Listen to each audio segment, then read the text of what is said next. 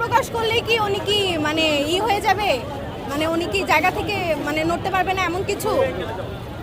আপনারা কি সন্তুষ্ট না? না, আমরা সন্তুষ্ট না। আমরা তার এক দফা এক দাবি, তার পদত্যাগ চাই।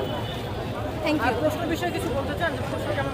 প্রশ্ন গতকালকের তুলনায়, গতকালকে উনি যেই মিটিংয়ে যা বলছে তার তুলনায় আজকে অ্যাকাউন্টিং সেকেন্ড পেপার মোটামুটি তুলনায় ইজি আসছে।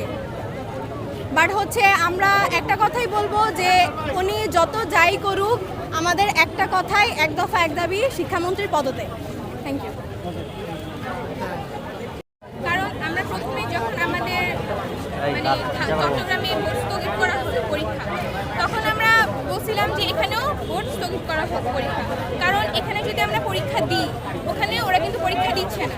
তো সেক্ষেত্রে আমরা যখন এখানে পরীক্ষা দেওয়া শেষ করে ফেলবো, ওরা তারপরে পরীক্ষা দেবে যখন ওদের এখান থেকে পানি নামবে।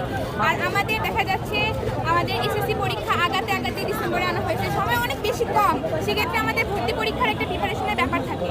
তো সেক্ষেত্রে আমরা দেখলাম যে আমরা যদি পরীক্ষা দিয়ে আগাই যাই, ওরা কিন্তু এক স্টেপ পিছায় যাবে। দর্শক, আপনারা দেখতেছেন যে ছাত্ররা এই মুহূর্তে ঢাকায় অবস্থান নিয়েছেন এবং তারা ভুয়া ভুয়া বলে স্লোগান দিচ্ছেন এবং তারা শিক্ষামন্ত্রীর পদত্যাগ দাবি করতেছেন।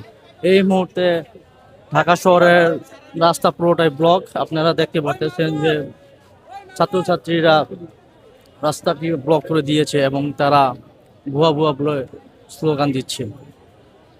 দর্শক, আপনারা দেখতেছেন